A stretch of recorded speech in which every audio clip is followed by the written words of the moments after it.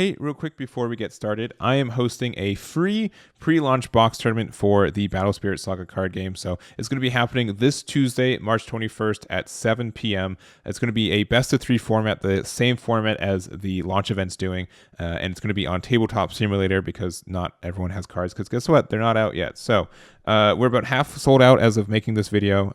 We're doing 5 rounds or until one undefeated, and the top 4 each gets 6 packs from the box. We're splitting the box among the top 4, and then also first place is going to get a BSS test print card as well. So should be a lot of fun. It should be good for anyone who's trying to practice for Vegas or just kind of get a handle for this card game in general. And again, it is free to join. So any questions, let me know in the comments or on Discord, but I hope to see you guys there.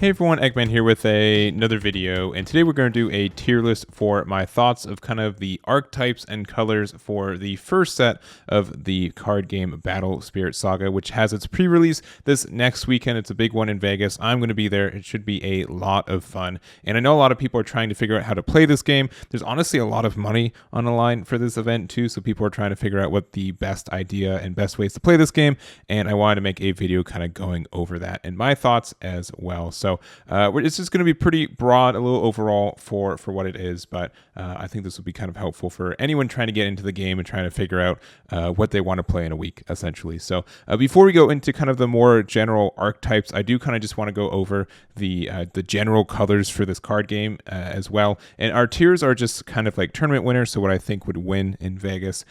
Something that might win, but it's probably not. Top 32, top 128, and just kind of like a someone brought this too. So, and again, like these are pretty general, and unlike other card games, especially other Bandai card games that I cover, this game is really kind of loose on what cards you can put in decks. There's like no restrictions. Most of your decks, most cards just work for anything, and the only hope that the having the same color is just with the reduction of cost, right? So but most of this deck just kind of, or most of this game just kind of promotes using a lot of different colors in different decks, and like if there's text that you need, you can splash in other colors and it kind of works out. So but to go over the general colors as well, so we just have red, purple, white, yellow and white, and this is just kind of represented by the all art magic card that they all get in the first set here. So for red, in general, if I was to say like just with how good red is, red and purple are kind of in, I think, a league of their own. Honestly, I'm going to talk about both of them, and it's kind of interesting how it is. And like red's really strong at just it has a lot of, it has card draw, it has destruction, it has like Nexus destruction, it has a lot of good solid cards that have a lot of utility. It even has like a couple just generically good Nexuses too, so if you want to run them to further reduce the cost of these cards in your decks, I think they would also be good for them as well.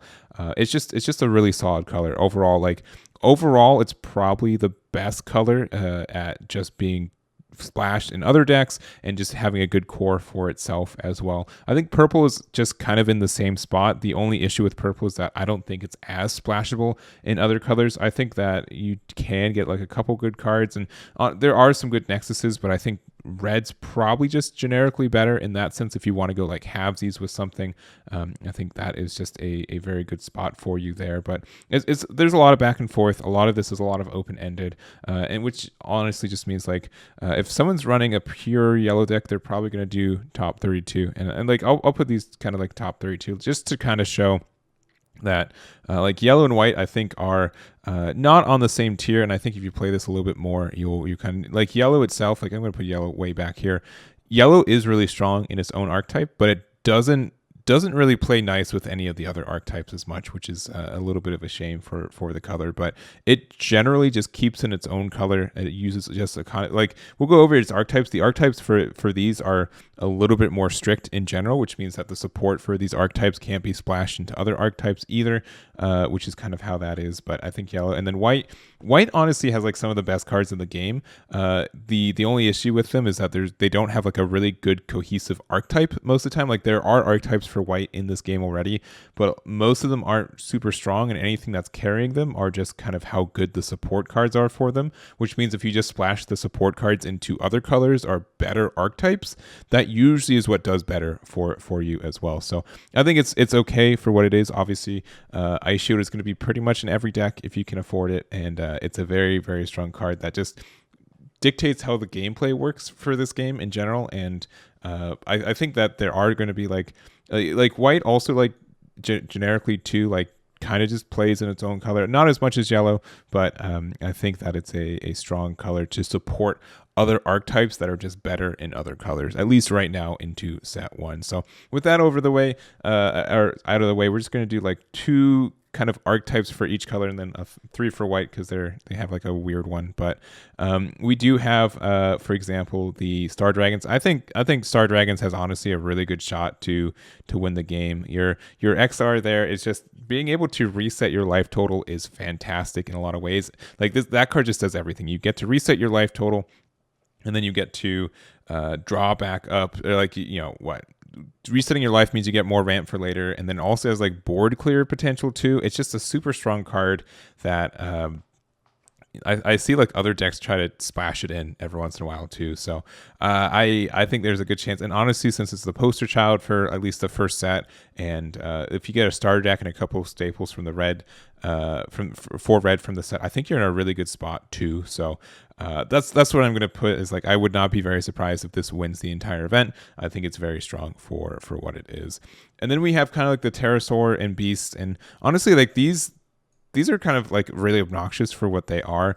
That you get some like really big bodies on the board, and I think like you get to like do some controlling with like confront and stuff, and just like the whole archetype. It's like the chunk, like it's the archetype that gets the biggest attack power in this game. So like that's something to be respected in its own spot. That doesn't really mean too much in this card game, to be honest, though, compared to others where you take 1 damage no matter what, you know what I mean? So it's just like taking damage. Like sure, it helps you like hit it over stuff and makes it hard to block, but it also doesn't like theorize it to like more damage you do. It just like kind of guarantees damage, but then like you're susceptible to removal and stuff. So it's an interesting balance. I haven't had a lot of experience with this deck myself, but I know a lot of people are playing it, and I think, man, do I want to push it down to top 32? No, I'll put it here. I'll leave it here. I think it has a shot to be like a runner up for it as well, but it's just kind of in a weird spot. So next, and this might be a bit of a shocker.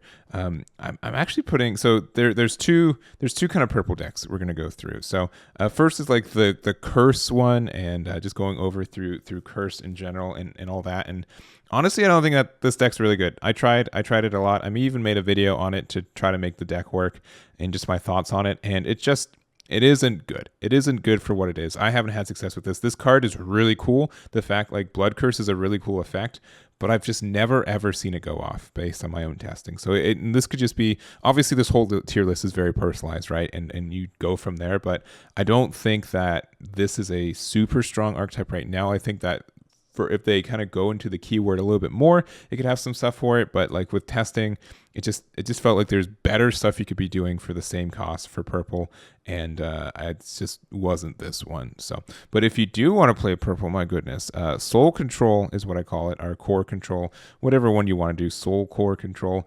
It's very good. It's probably, honestly, I think this is the best deck in the format. I'm going to even move it over there. I think it's very strong. It's very good at what it does. It has so many options for removal for a lot of decks.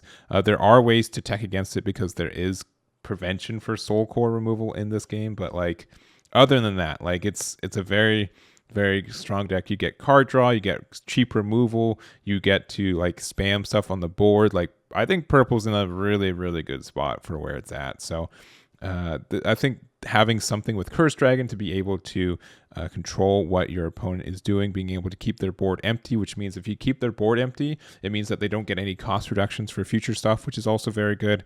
And I think the deck, again, is just in a very good spot. So I like it a lot. I think it's going to be, I would not be surprised if this deck kind of won the whole event. So next up, we're going to go to white here, and we've got 3 kind of colors for it. And so we have I think honestly, like these two are a lot similar to me, and I'm kind of gonna lump them together. If I'm really being honest, it seems really interesting as an idea of just like, oh, there's like these really hard to interact with like mechs that like I don't, like okay, here's my big thing with these decks. They're really neat, but they don't win quickly. You're gonna have a really hard time winning, like not going to time and getting through your matches. I feel like a lot of the time, especially throughout a day, and it's gonna be very hard for you. Like you eventually win, but like with the current time rules and how fast these decks play. And also, this is mostly based on me playing on Tabletop Simulator, which escalates the time for a lot of this stuff. So that could be an impact for it. But I think these decks are good. I think it's just not having like a better like forward win condition. A lot of it, this deck is just like not losing, which is good. But like it's also not winning. So like it hurts you on that kind of spot. So I think that's there, and I think like there's like a vanilla deck for white, which is really interesting, and it's cool for what it does, but I don't think it's gonna do really well. I'm gonna be honest. So we're gonna kind of lump that there as well, and then we got two more decks. We've got yellow, and I think yellow has a shot. I'm going to put it in the runner-up category. I don't think it's going to win the event. Sometimes, like, if you look at the game at the first time, and this is what I thought too, yellow does have a lot of good stuff. Like, it does have a lot of cycle, and it does have, like, a lot of ramp for, like, their 2-drop army archetype, which is this one. This is kind of like the 2-drop army build of it, and I think there is a lot that goes with it, and if you're able to keep recurring 2 cost, I think you're in a good spot in general, but at the same time, you're really tied into your Nexus, and I think like at higher levels, people will just get a lot of Nexus destruction, which red is really good at, which we'll see a lot of red, I think. And if you run into a lot of these archetypes and you're not able to set up, you just kind of fall behind pretty easily at the same time because you're not really doing anything besides getting just like a bunch of 2-drops, which do kind of do things, but like not super crazy for what they are, like a high term in my opinion. So I think the deck is okay. I think people are definitely going to be running it. I wouldn't be surprised if it won the event. I think it's definitely going to get 1 or 2 spots in the top 32. And to kind of round it out too, like there is kind of like the luster, kind of like the spell variant of that. That's kind of another thing that yellow has for this set. So I think that deck is neat, and I think there's a lot of ways for you to like when I see this deck work, it gets like some crazy combos, but like at the same time, like if it lets you needed to set up for that, and like the setup time for that normally means that you don't really like your opponent's able to set up faster with something like not as good but like better for the cost and time that they had to set up for, if that makes sense. So this deck is a little bricky, but being able to get like magic cards after you play them back to your hand is good, and it's something I think you definitely have to keep your eye out for with more cards as we get them, because more spells in the game means that there's just more ways to generate like a lot of unfair advantage for you. But I think right now it's a neat concept. I think there are some cool plays and cool combos you get to do with it, but I don't know if it's something that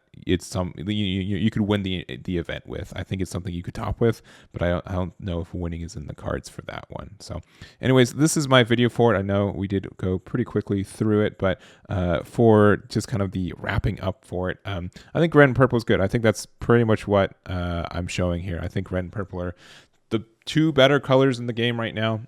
But again, I don't want someone to see this and be like, oh, I gotta run like these cards, and it's really hard to define archetypes and decks specifically for this game, which is really interesting. But also for someone who likes to categorize decks and like make videos and like is working on a website to archetype decks like that, it's very tricky. It's very tricky for me to do that. So but so these are very general.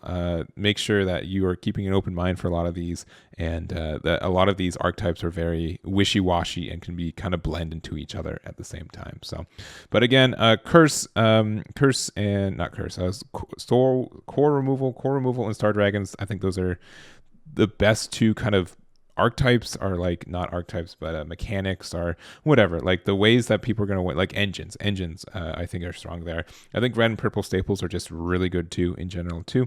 Pterosaurs are good. The 2-drop army I think is a good deck as well. white cards and yellow cards just do have, like, white has some like really good archetype stuff that a lot of decks steal, and I think that's strong for them there. Yellow kind of the same way, and then the white mech decks, I don't know if people are definitely running them, like both the Mecha Beast and the mechs. Sorry, Mechanical Beast and the mechs. I think people are going to be playing them, and there's really, again, like these get to do some really cool stuff. All three of these decks, honestly, all three of them, you get to do some really, really cool stuff if you're allowed to set up. And I don't know if the red and purple decks are going to let you set up enough for you to do your cool stuff. So that's generically what it is. I don't think Blood Curse is good, so don't run it. Just go to Curse or like Soul Control. And if someone does well with the vanilla token, or not the vanilla deck, then more power to them there too. So that's going to be my tier list for you guys. Again, thank you so much for watching. If you're going to be at Las Vegas, let me know. Make sure to say hi while you're there. And that will be it for me. So again, thank you so much for watching, and I'll catch you all next time.